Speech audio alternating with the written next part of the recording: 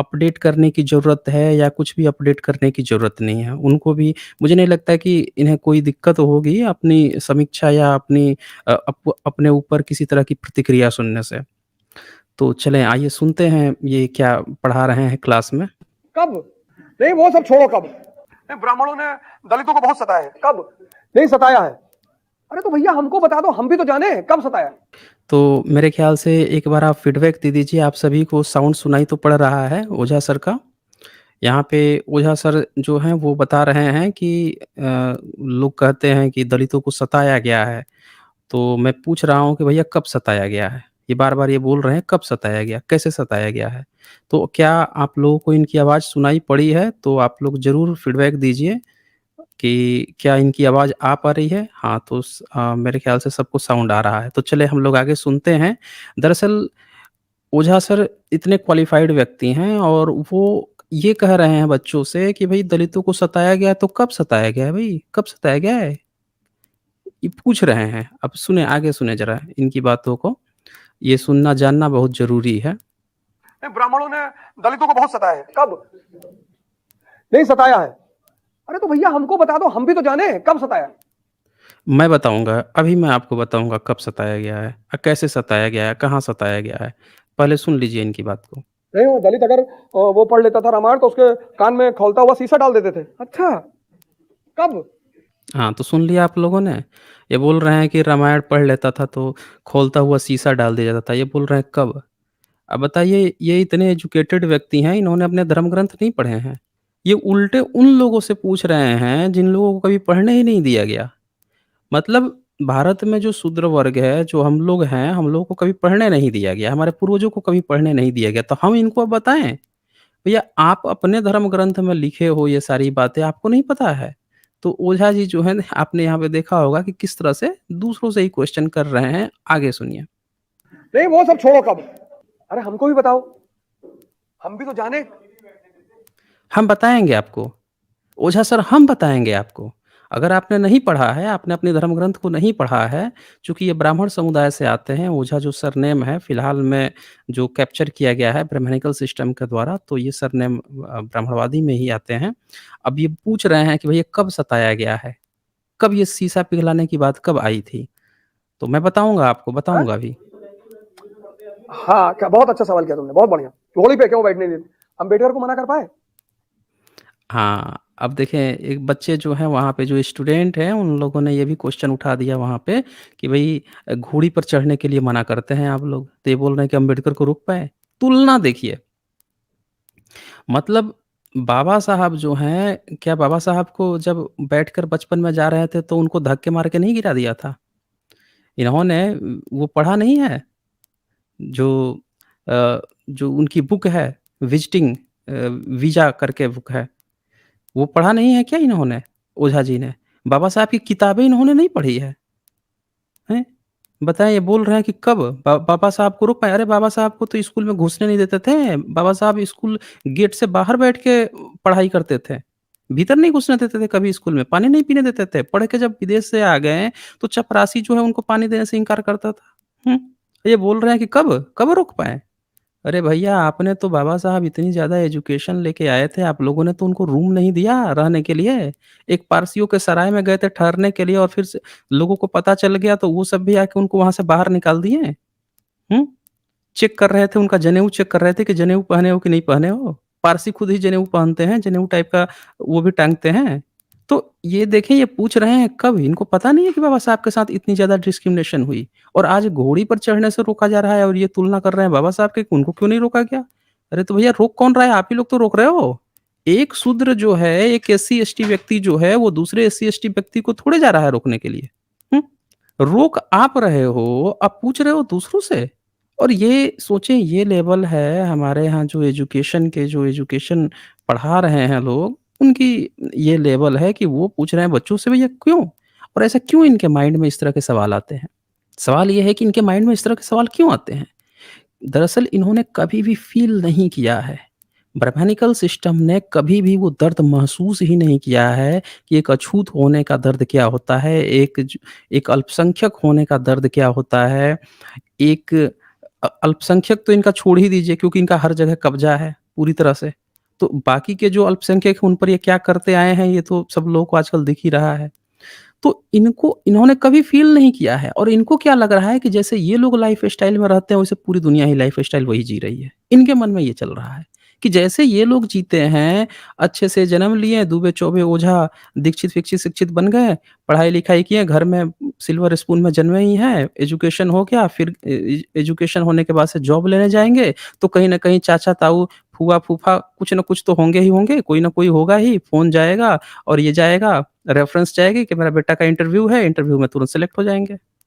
क्योंकि अभी भी 51% सीट जो है जनरल की ही होती है, संख्या इनकी 3% है। तो 3% लोगों का 51% रिज़र्वेशन है और 85% देश के जो लोग हैं उनके लिए कितना है 49.5, अब तो वो भी नहीं है। वो भी रिज़र्वेशन हटा दिया जाता है, ओबीसी का तो कहीं-कहीं हटा ही दिया जाता है और ओबीसी का तो बहुत पहले भी नहीं था। तो ये चीज़ें इनको नहीं पता है। सब चीज़ इनको पता है लेकिन इनके चक्कर क्या है कि ये दूसरों पर ये दिखाने की कोशिश करते हैं कि भई कुछ भी गड़बड़ नहीं है, सब चीज़ अच्छा ही अच्छा है और ये गलती तुम लोगों में है। दरअसल ये एक भारत में एक टेंडेंसी चली है कि जो पीड़ित वर्ग है, उसी को दिखा दो कि सारी फ़ॉल्ट तुम में है। ये भी यहाँ पे यही कार्ड खेल रहे हैं। ये क्या कह रहे हैं कि बाबा साहब को तो नहीं दिक्कत हुआ, तुम लोगों को दिक्कत हो रहा तो गलती तुम में है। इनमें कोई गलती नहीं है। आप इंटरव्यू में जाएँगे, ये सिलेक्शन नहीं करेंगे। एक ब्राह्मण का बच्चा होगा, उसका आसानी से सिलेक्शन हो जाएगा। ये जब अपने बच्ची के लिए जब दूल्हा खोजेंगे, तो अपने ब्राह्मण में खोजेंगे। ऑफ़ कोर्स नौकरी भी उसी को देंगे। एससी, एसटी को क्यों देंगे? इनको फ़ायदा क्या है? एससी, एसटी, ओबीसी को इंटरव्यू में ये क्यों सेलेक्ट करेंगे? सिलेक्टर तो यही हैं। आज़ादी के बाद से सब पूरा का पूरा इनका कब्ज़ा है। तो ये नहीं सिलेक्शन करेंगे क्योंकि वो एक तो धार्मिक के अनुसार इनको नीचे रखना है एससी, एसटी, ओबीसी को और दूसरा कारण कि इनके जो रिश्ते वगैरह होते हैं, वो ब्राह्मण ही चाहिए होता है, रिश्ते बनाने के लिए। तो हमेशा ये ब्राह्मणों को ही आगे बढ़ाते हैं। बाबा साहब ने पॉइंट पकड़ी थी कि भई भारत में जो शादी-विवाह होता है, रोटी-बेटी संबंध, ये ब्राह्मणिकल सिस्टम ब्राह्मण में करता है, तो इसीलिए ब्राह्मण-ब्राह्मण खेलता है, दूसरे को आगे नहीं प्रमोट करता है। ये बात इन लोगों को अच्छी तरह से पता है, इसीलिए ये लोग जातिवाद नहीं खत्म करते और आरोप किस पर लगा रहे हैं? उल्टे शूद्रों पे लगा रहे हैं, एससी, एसटी, ओबीसी पे ही लगा रहे हैं। आगे सुनें इनकी बात को। हम घोड़ी पे बैठने के लिए परेशान हो, ये घोड़ी बैठने के लिए परेशान है भैया, हमको घोड़ी पे बैठने अम्बेडकर ने सिद्धांत बताया सवर्णों के सर पे बैठने का, और बैठ के दिखाया, सिर्फ बताया नहीं, दिखाया। हाँ, तो यहाँ पे आपने सुना कि इन्होंने आप दोनों हाथ में लड्डू ले लिए। अभी ये बोल रहे थे भैया तुम घोड़ी पर बैठने के लिए परेशान हो। इन्होंने इस मुद्दे को ही गायब कर दिया कि भैया जो घोड़ी पर बैठ रहा है, उसको आप क्यों दिक्कत कर रहे हो? उसको कौन मार रहा है? इस पर इन्होंने बात नहीं की। उस मुद्दे को ही पूरी तरह से खत्म कर दिया दोनों हाथ में लड्डू लेके अब बाबा साहब की कार्ड खेलने लगे कि भई बाबा साहब जो हैं, उन्होंने तो ये कहा, वो कहा। ये सुनिए इनको फिर से ध्यान से सुनिए, ये देखिए कैसे गेम को इन्होंने चेंज कर दिया। ये घोड़ी बैठने के लिए परेशान है भैया, हमको घोड़ी पे बैठने अम्बेडकर ने सिद्धांत बताया सवर्णों के सर पे बैठने का, और बैठ के दिखाया, सिर्फ बताया नहीं। तो ये बोल रहे हैं बाबा साहब ने सवर्णों के सिर पर बैठने का सिखाया। तो भाई साहब आपके सर पे उन्होंने कहाँ बैठे वो? आपने तो इलेक्शन नहीं जीतने दिया। आपने तो बाबा साहब ने जब हिंदू कोड बिल था, जो महिला बिल की बातें आई थी, जब वो पास होने की थी, आप लोगों ने कहाँ पास होने दिया था? बाबा साहब को इस्तीफ़ा देना पड़ा था। आपके जो लोग हैं वो क्या बोल रहे हैं कि भई मैं देखता हूँ कि कैसे सांसद में ये पैर रखता है और आप यहाँ पे बता रहे हैं कि उन्होंने स्वर्णों पे बैठना सिखाया। भाई साहब आप जो है ओझा सर आप जो भी बात कह रहे हैं इन बातों में कोई तुक नहीं बनता है। हम करंट स्थिति देख रहे हैं कि बाबा साहब आज की डेट में नहीं हैं और आज के जो एससी, एसटी, ओबीसी हैं, ओबीसी के साथ क्या किया गया आप लोगों ने? 1990 में क्यों लाना पड़ा मंडल कमीशन? क्योंकि आपने हक नहीं दिया, उसको जनरल में रख लिया। ओबीसी को आपने जनरल में रखा और उसको रिप्रेजेंटेशन सारा खाते रहें, आप लोग खाते रहें और उसको उस पर चढ़ाते रहें चने की झाड़ पर कि हाँ भाई तू तो क्षत्रिय बन गया, छत्री बन गया, तू तो जनरल है, वो सब एससी, एसटी हैं, वो चने के झाड़ पे चढ़ा रहा और सारी नौकरी आप लोग खा गए। फिर मंडल कमीशन लाके उस बेचारे को ज़बरदस्ती हक दिया गया। अब जाके ओबीसी में थोड़ी बहुत चेतना जागृत हो रही है कि उनका हक कौन मार के खा रहा है। और आप यहाँ पे अब एससी, एसटी जो एससी, एसटी, ओबीसी है फिर से उनको चने के झाड़ पे चढ़ा रहे हैं कि बाबा साहब तो ऊपर बैठ के गए थे। हैं? ये तुम लोगों की गलती है कि तुम लोगों के साथ ऐसा हो रहा है। अरे भाई तो कर कौन रहा है? उनको क्यों नहीं समझा रहे हैं? जब देखें 2 लोगों की लड़ाई होती है तो आपने देखा होगा कि जो बलवान होता है उसको लोग नहीं पकड़ते हैं, जो कमज़ोर होता है ना उसको जाके पकड़ते हैं। जो बलवान होगा उसको नहीं पकड़ते हैं, जो कमज़ोर होता है उसको पकड़ते हैं। इनका यही हाल है। भई कमज़ोरों को ही आप टारगेट कर रहे हैं, उन्हीं में फ़ॉल्ट बताते जा रहे हैं। एक बार भी ओझा सर ने ये कहा कि हाँ, ब्राह्मण्स जो हैं या ब्राह्मणिकल सिस्टम जो है या ब्राह्मणिकल रिलिजन के कारण ये सारी प्रॉब्लम आई है, नहीं कहेंगे। ये कभी नहीं कहेंगे, क्योंकि इनको अच्छी तरह से पता है कि ब्राह्मणवाद बरकरार रखना है। एससी, एसटी, ओबीसी में ही फ़ॉल्ट दिखाना है। क्लास में बच्चा पढ़ने जाएगा, बच्चा ने अगर कुछ वो किया तो एससी, एसटी, ओबीसी को डाँट दो, हड़का दो। उसी में 10 फ़ॉल्ट बता दो। अब वो बच्चा और ज़्यादा निराश हो जाएगा और जो ब्राह्मण बच्चे होंगे उनकी तारीफ़ करते रहो, हाँ, तो बड़ा बड़ा अच्छा है, ये है, उनको हमेशा चढ़ा के रखो। ये चीज़ें चलती हैं दोस्तों। आप यहाँ पे साक्षात नज़ारा देख सकते हैं। आगे देखते जाइए अभी आप। अच्छा, इन्होंने कहा ना कि कहाँ पे और कैसे डिस्क्रिमिनेशन हुआ है, वो पहले मैं दिखा देता हूँ, नहीं तो वो पॉइंट छूट जाएगा। वो पॉइंट दिखाना बहुत ज़रूरी है। ये कह रहे थे कि भई कब डिस्क्रिमिनेशन हुआ, कहाँ पे डिस्क्रिमिनेशन हुआ? तो इसके लिए मैं इन्होंने अपनी किताब नहीं पढ़ी है, इन्होंने रामायण की बात की थी। दरअसल इनके मनुस्मृति में है कि गरम तिल पिघलाकर डालने की बात है। गौतम धर्म सूत्र में भी बात है कि गरम रागा वगैरह पिघला के कान में डालने की बात है। और यहाँ पे मैं आपको दिखा रहा हूँ, ब्रह्मसूत्र दिखा रहा हूँ, शंकराचार्य का ब्रह्मसूत्र जो भाष्य किया है, उसका मैं यहाँ पे खोल के दिखा रहा हूँ। इसमें साफ-साफ लिखा है, आप देख सकते हैं, ब्रह्मसूत्र भाष्य है, फर्स्ट मंडल है, 3rd सर्ग है, उसका 38 श्लोक है। इसका एक बार मैं पढ़ के सुना देता हूँ आप लोगों को। इसमें साफ-साफ लिखा है, शूद्र को न वेद सुनने का अधिकार है और न पढ़ने का, न उसके अर्थ समझने का अधिकार है और न उसके अनुसार अनुष्ठान, यज्ञ आदि करने का। यदि वह शूद्र वेद पढ़ने वाले के पास जाकर उसे वेद को सुन ले, तो उसके दोनों कानों में सीसा, रागा और लाख पिघलाकर भर देनी चाहिए। शूद्र चलता-फिरता श्मशान होता है। अतः उसके समीप वेद नहीं पढ़ना चाहिए। वेद का उच्चारण करने पर शूद्र की जीभ काट देनी चाहिए और वेद को सुनकर कंठस्थ कर लेने पर उसका शरीर चीर देना चाहिए। शूद्र को ज्ञान नहीं देना चाहिए। अब ये बात कौन लिखा है? शूद्र ने तो जाके नहीं लिखा है। तो ये ओझा सर जो हैं कभी भी अपने ब्राह्मणिकल सिस्टम, अपनी धार्मिक किताबों पर एक शब्द इनका मुँह नहीं खुलता। उल्टे ये तो अपने धर्म ग्रंथों की खूब तारीफ़ पर तारीफ़ करते हैं। और दूसरी तरफ जब एससी, एसटी, ओबीसी की बात आती है तो बाबा साहब का दिखा देंगे, देखो बाबा साहब तो बड़े आराम से बड़े ये कह के गए, वो कह के गए, तुम लोगों में गलती है। मुद्दे को ही पूरा गायब करके पूरा का पूरा ब्लेम जो है एससी, एसटी, ओबीसी पे ठोप देंगे। और अपने धर्म ग्रंथ जो इनको दे रहे हैं, अभी बोला ना इन्होंने कि भई कहाँ पे लिखा है, कौन किसने कहा है कि कब डाला गया? देखिए इनके ब्रह्मसूत्र में लिखा है, शंकर भाष्य में लिखा है, कौन लिखा है ये? ये कौन लिखा है? इनको नहीं पता है।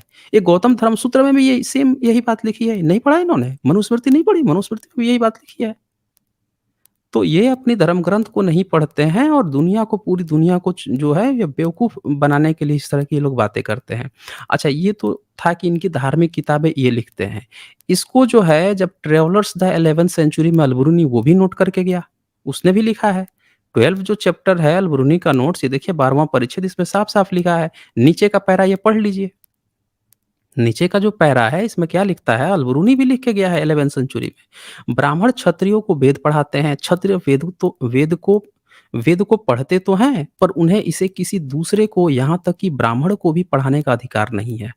वैश्यों और शूद्रों को वेद का उच्चारण और पाठ करना तो दूर रहा, उनके सुनने की भी आज्ञा नहीं है। तो ओझा सर, अगर आप मेरी बात सुन पा रहे हैं तो देख लीजिए।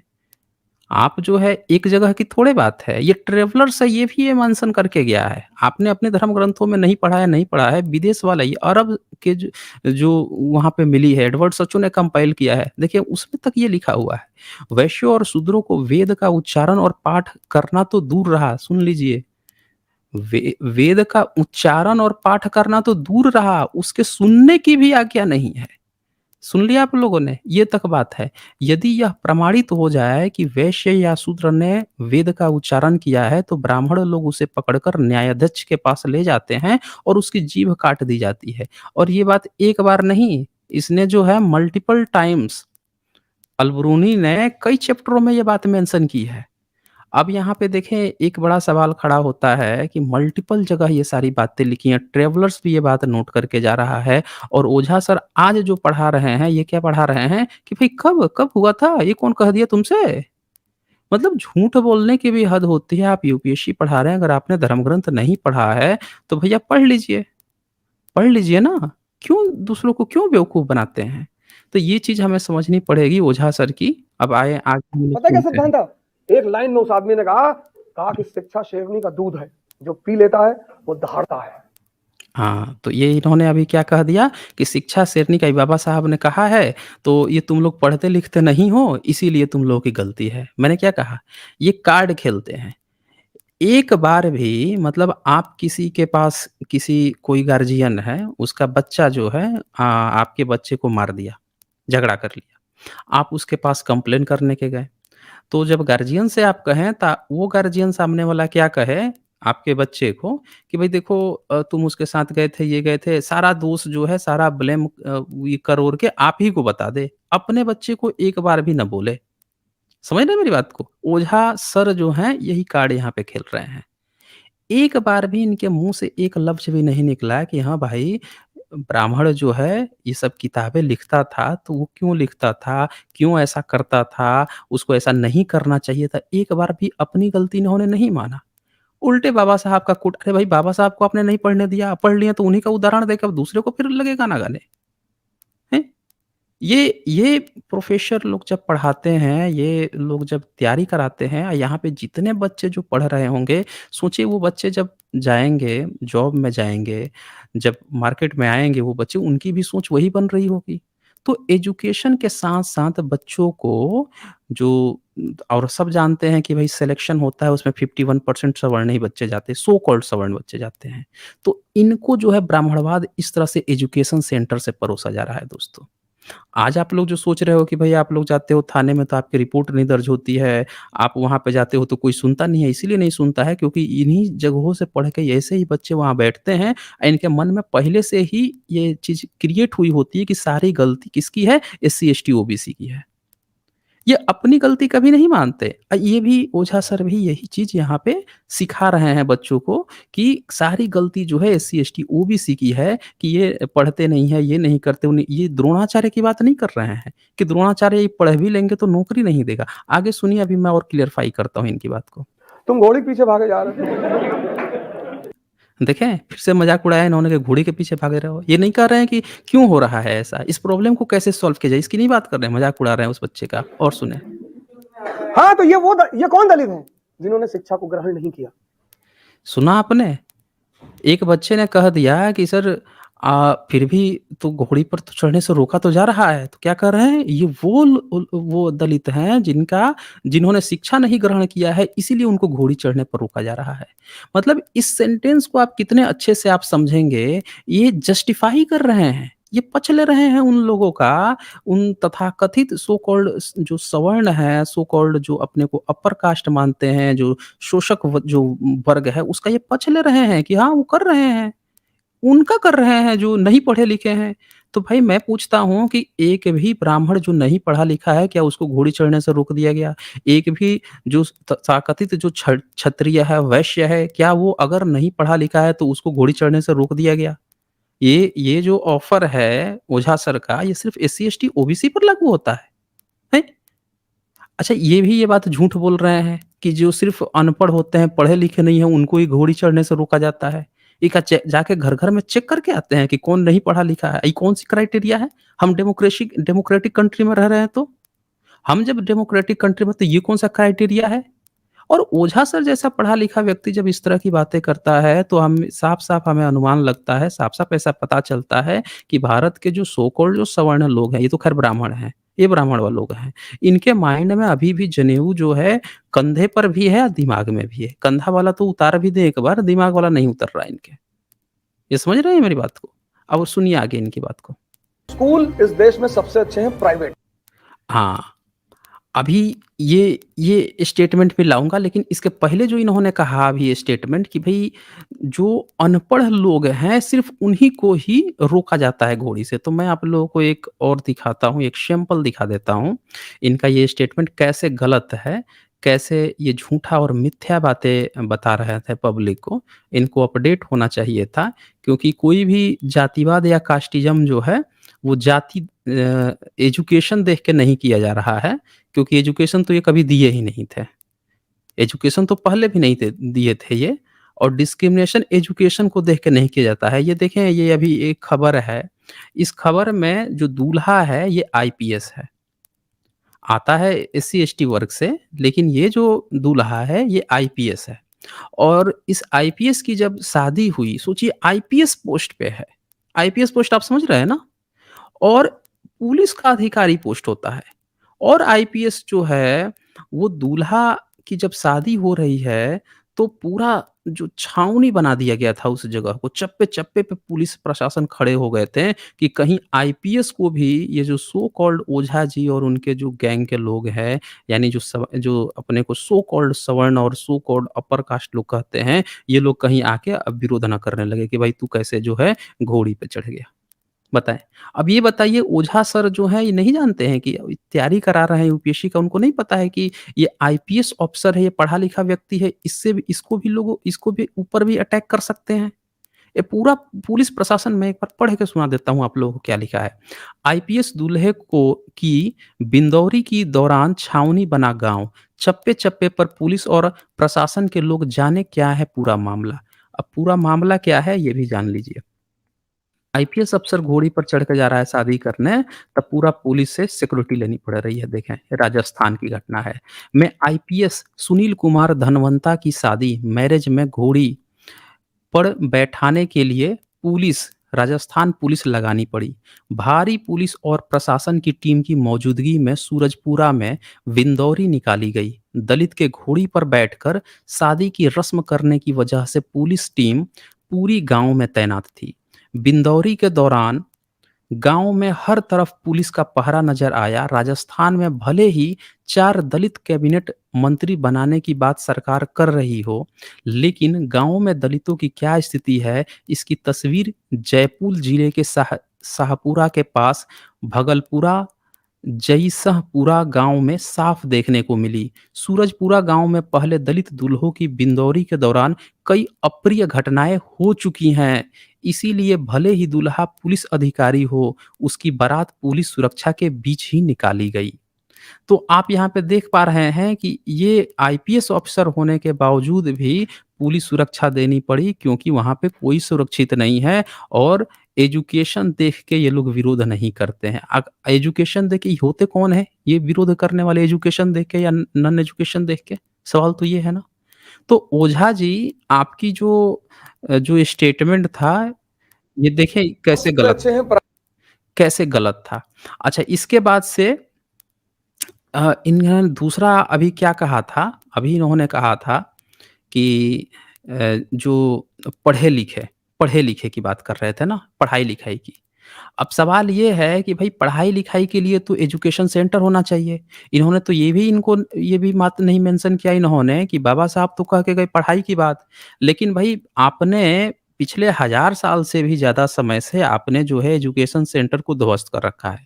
जब से नालंदा बौद्धों के नालंदा विश्वविद्यालय, विक्रमशिला विश्वविद्यालय और ये सारे और भी जो अन्य विश्वविद्यालय थे आप लोगों ने जलवा दिए। इनकी पाली प्राकृत जो भाषा थी, पाली प्राकृत जो भाषा थी उसको आप लोगों ने खत्म करवा दिया और लिपि खत्म करवा दी। सब लोग अनएजुकेटेड हो गए। आप लोगों ने संस्कृत को कब्जा करके खुद पढ़ते रहे, लेकिन दूसरों को नहीं पढ़ने दिया। तो जब आपने नहीं पढ़ने दिया दूसरा पढ़ने की कोशिश किया, तो जैसा कि मैंने दिखाया कि आपने क्या कहा, पढ़ाई तो बस वेद तक सीमित रह गई थी और कुछ तो था नहीं, सब चीज़ तो खत्म करवा दिया आप लोगों ने। तो आप लोग यही सब लिखते थे, वेद लिखते थे, आप बोलते थे कि वेद ही अंतिम सत्य है, वेद ही प्रमाण है, यही सब करते थे, उसी की पढ़ाई करवाते थे। और उसी को आपने जो है भारत के एससी, एसटी, ओबीसी को पढ़ने नहीं दिया। अब नहीं पढ़ने दिया, तो जब देश आज़ाद हुआ, एक बार पढ़ने का मौका था कि अब जो है इन लोगों को पढ़ाया जाए, तो आपने तो इनको धन भी रखने की अनुमति नहीं दी थी। मनुस्मृति में तो साफ-साफ लिखा है कि शूद्र को धन रखने का अधिकार नहीं है, वो तो उसको जूठा खाने-पीने के आप देते थे। उसका धन छीन लेने की आप बात करते थे। हवन करना हो, तो जाओ शूद्र का धन छीन के ले आओ, ऐसी आप लोगों ने बातें की है। अगर किसी ब्राह्मण के पास अगर नहीं है, तो जाके उसका वो छीन लो, उसका धन छीन लो। ओबीसी का, शूद्र का, यही आप लोगों ने दिया था। तो जब इनके पास धन भी आज़ादी के पास नहीं था, ज़मीन भी नहीं थी, सब चीज़ आप लोगों के कब्ज़े में था, तो ये इतने महँगे स्कूल में कहाँ से पढ़ाई करेंगे? तो आपको व्यवस्था करनी चाहिए थी, आप सभी ब्राह्मणवादियों को इस बात की व्यवस्था करनी चाहिए थी जब देश आज़ाद हुआ कि जब इतने सालों से हमने इनका शोषण किया है तो कम से कम एजुकेशन फ्री रूप से दें।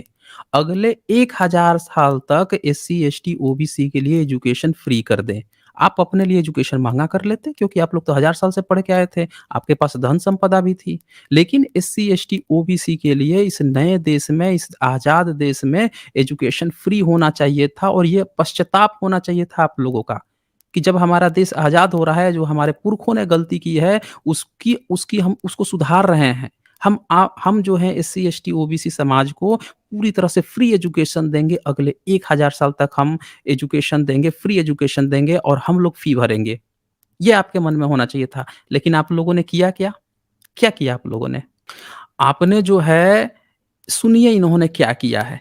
अब इन्होंने ये तो बोल दिया एजुकेशन, एजुकेशन, लेकिन एजुकेशन को ही खत्म करने के लिए इन्होंने एक नई चाल चली है और वो नई चाल का ये सपोर्ट कर रहे हैं। सुनिए आगे ये क्या सपोर्ट कर रहे हैं। ये ध्यान से ज़रा सुनिएगा अभी इनकी कुछ बातें सामने आएँगी, वो ध्यान से सुनिएगा। स्कूल इस देश में सबसे अच्छे हैं प्राइवेट, और हुँ। हॉस्पिटल सबसे अच्छे हैं प्राइवेट। सुना आपने? स्कूल सबसे अच्छे हैं प्राइवेट और हॉस्पिटल सबसे अच्छे हैं प्राइवेट। मतलब अब ये इनको पता है कि जो स्कूल और हॉस्पिटल जो है वो महँगा होगा ना जब प्राइवेट होगा तो। और इनको पता है कि एससी, एसटी, ओबीसी के पास इतना पैसा है नहीं, ज़मीन है नहीं, इतने संसाधन है नहीं। आज़ादी के बाद से पूरा कब्ज़ा इनका रहा है, तो सरकारी पैसे भी इन्हीं लोगों ने अपने झोली में भरे। सारे धनपति जो हैं यही लोग हैं।